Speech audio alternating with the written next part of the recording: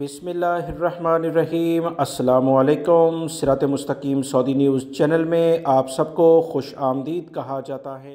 Saudi अरब और दुनिया के बहुत सारे अखबारात में बिल गेट्स जो कि माइक्रोसॉफ्ट के बानी हैं, उनकी एक नई पेशंगोई कोरोना से मुतल्लिका जो कि 2022 पेशंगोई कहला रही है, उसके बड़े चर्चे हैं। आप तमाम हजरात से मैं एक और अहम बात बताता चलूँ कि ईद के रोज़ ये पेशंगोई दुनिया के मुख्तलिफ़ अखबारात में बाकायदा शेयर की गई है, जैसा आप इस वीडियो में भी देख रहे हैं।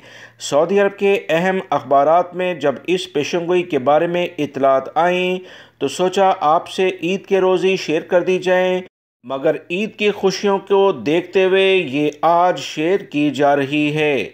याद रखें, बिल गेट्स जो कि माइक्रोसॉफ्ट के बानी हैं, कोरोना के फैलाव से पहले भी मुख्तलिफ पेशंगोइयाँ करते आए हैं।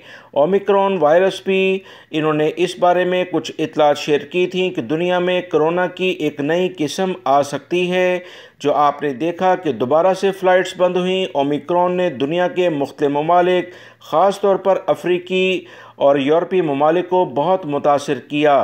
अभी इन्होंने एक नई पेशंगोई की है कि दुनिया में कोरोना ख़त्म नहीं हुआ, कमी की जानिब ज़रूर गया है, और नई एक किस्म कोरोना की दुनिया को अपनी लपेट में ले सकती है जो कि ज़्यादा ख़तरनाक है। इन्होंने ये भी कहा है कि अक़वाम मुत्तहिदा वज़ारत सेहत जो इंटरनेशनल लेवल पर काम करता है, ऐसे अफराद की बाकायदा टीमें तश्कील देनी चाहिए जो इस महलक बीमारी को कंट्रोल करने के लिए भरपूर और बर वक्त इक़दामात कर सकें।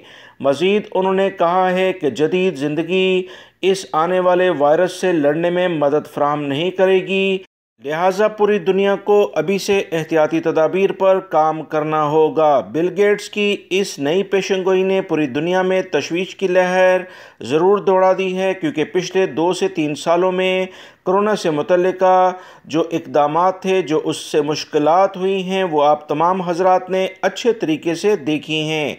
उम्मीद करता हूँ इस महलक बीमारी से इंसानियत इंशाअल्लाह बिल्कुल लड़ेगी और अल्लाह रब्बुल इज़्ज़त हमें इन तमाम महलक बीमारियों से बचने की तौफीक अता फरमाए, आमीन।